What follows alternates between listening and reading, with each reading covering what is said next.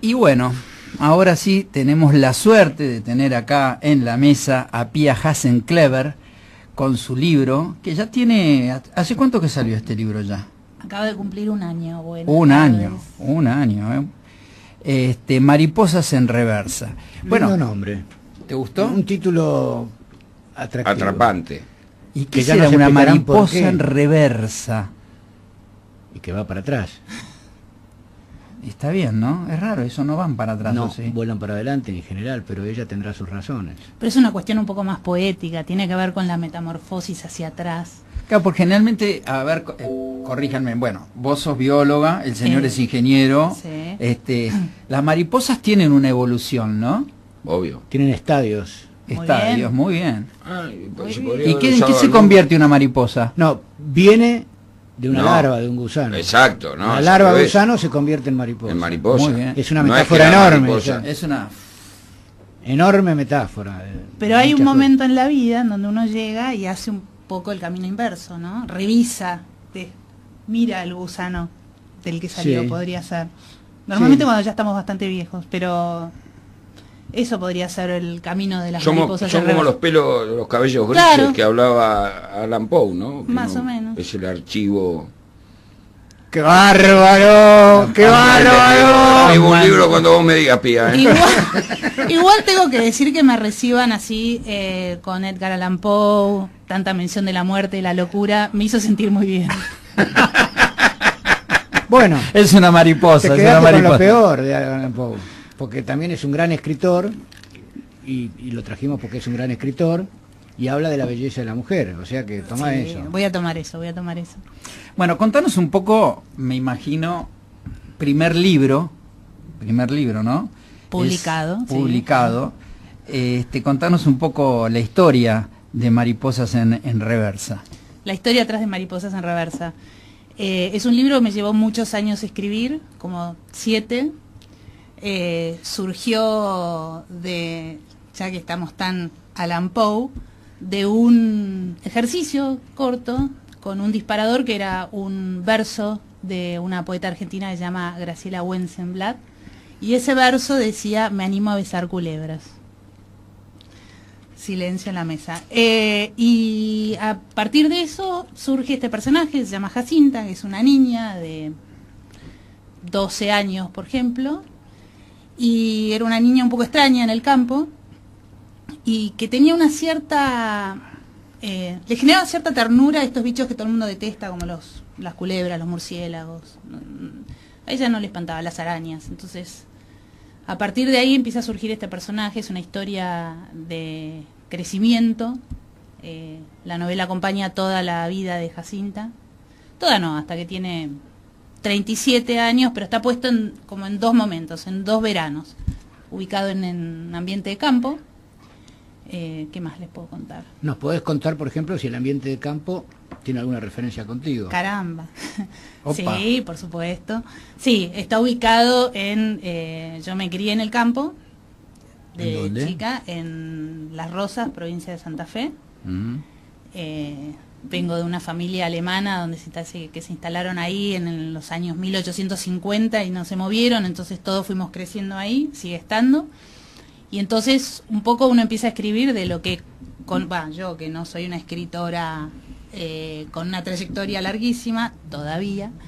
Estamos empezando.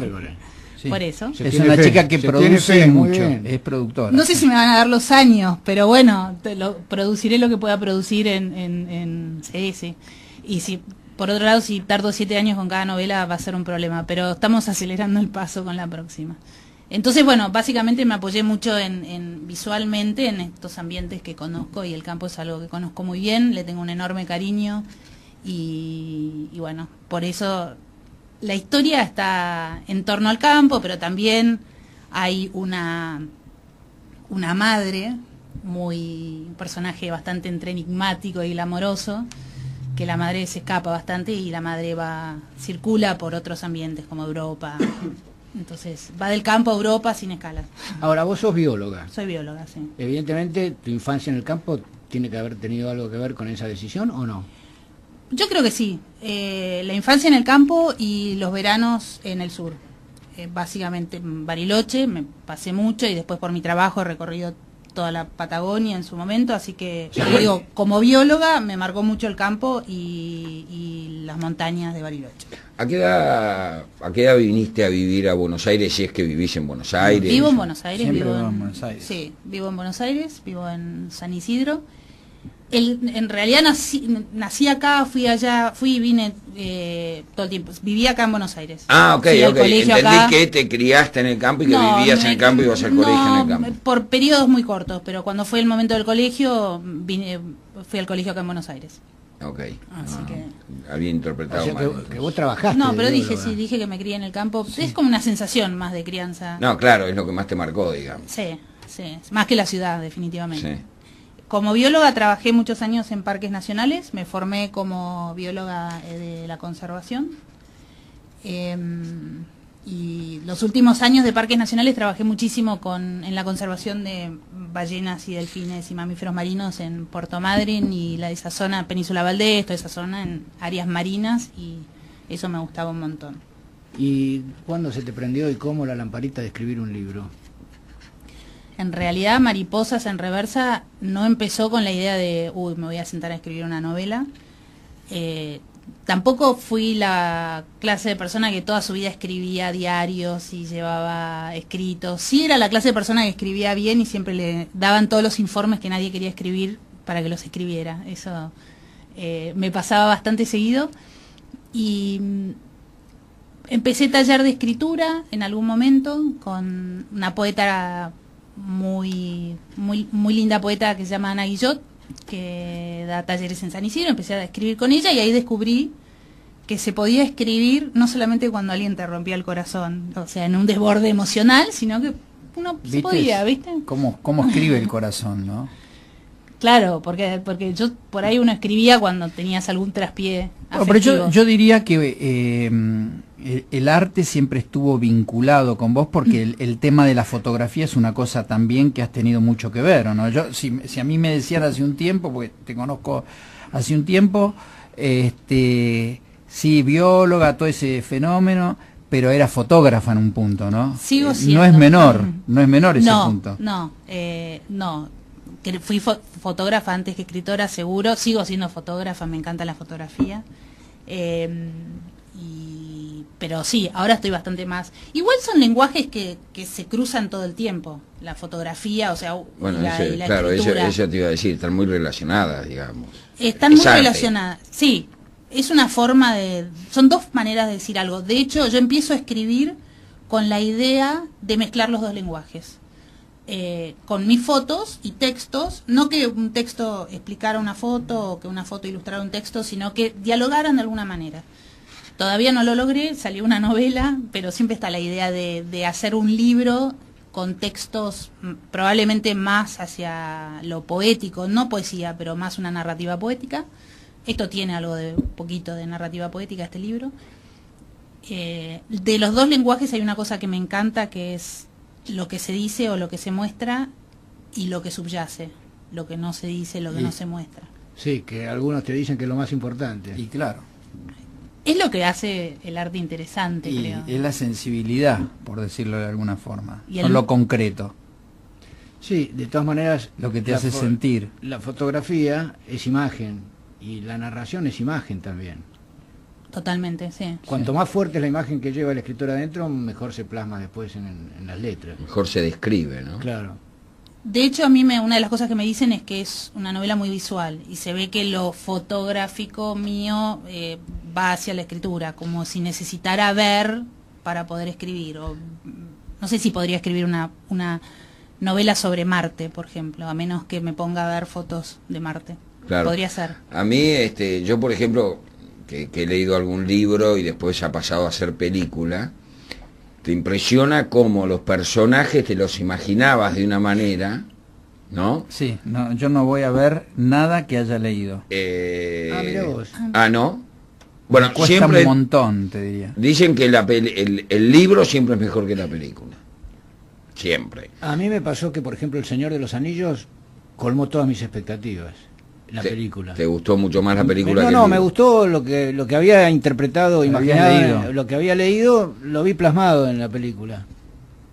No, obviamente, yo he leído libros que están plasmados, pero digo, te imaginás un determinado personaje, el personaje principal, y después no tiene nada que ver con el actor que lo encarna, digamos. Puede ser, yo creo que los productores de esas películas, me parece, tienen en cuenta muy fielmente en muchos casos el libro. No, sin duda. Sin ninguna Bueno, vamos duda. a dejar descansar a Pía, vamos a poner un poco de música, nos va a acompañar en el resto del programa y muchas cosas que preguntarle. Todavía nos quedan Caramba. un montón. Nos quedan un montón de cosas. Vamos a la música.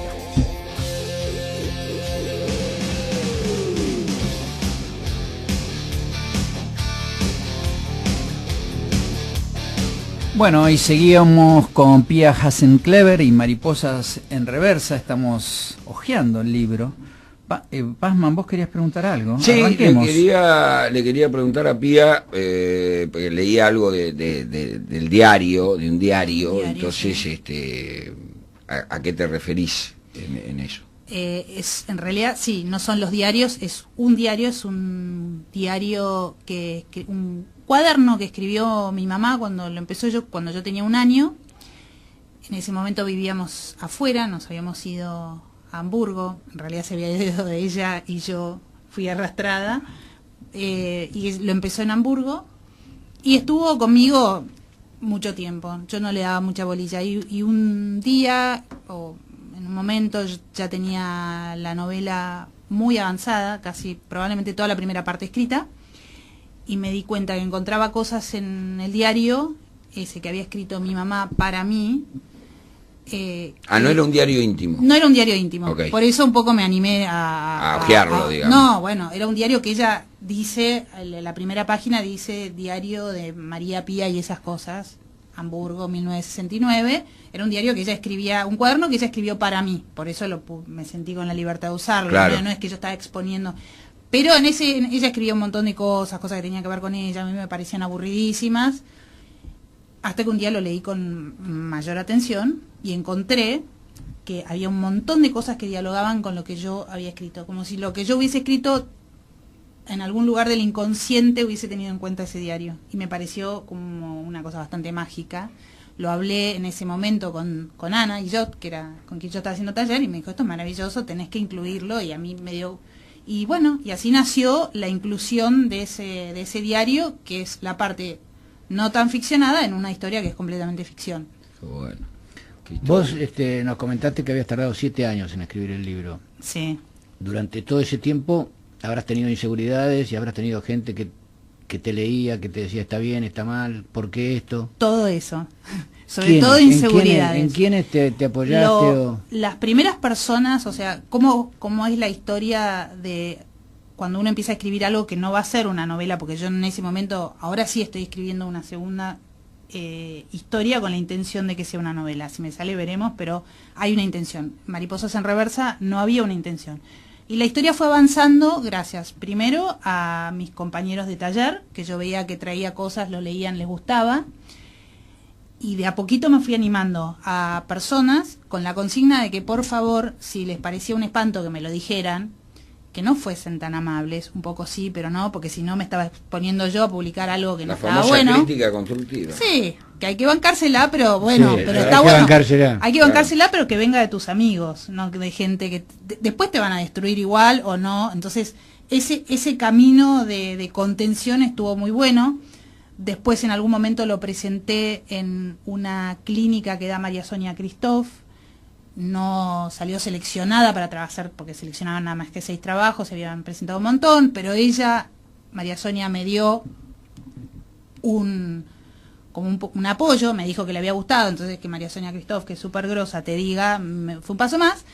Y después, para redondear, el último zarpazo lo dio mi editor, mis dos, bueno, el dueño de la editorial, que es Fernando Pérez Morales, que además es un amigo mío, y en ese momento la editorial Notampuan era muy jovencita, y publicaban títulos como, por ejemplo, Los murciélagos, o Qué paja ir al centro. Les pido mil disculpas, sé que es FM Cultura, pero es el título de un... Coincido uno de los libros. plenamente, Coincido. Yo creo que un montón. ¿Ir al centro? ¿Vos No, decís que sí? el, Sí. el título completo es ese. Entonces yo decía, si publican estas cosas, yo me sentí muy tranquila porque dije, este me va a decir la verdad. Califico, dijiste, califico. No, yo decía, estoy tan fuera de esta editorial que me sentía tranquila de pedirle su opinión porque entonces no iba a estar pensando que yo se lo estaba dando para que lo publique. Pero mi sorpresa fue que lo leyó, le gustó y me dijo, yo te lo quiero publicar. Y eso fue lo más lindo porque No Tampón es una editorial independiente de San Isidro, muy relacionada con la librería que en su momento era la boutique del libro de San Isidro y hoy es la librería No Tampón. Y después me ayudó muchísimo Francisco Cascallares, que es mi editor. Y así que en ese proceso hubo un montón de personas que te Y van dentro de apuntando. esos 7 años, Pía, Sí.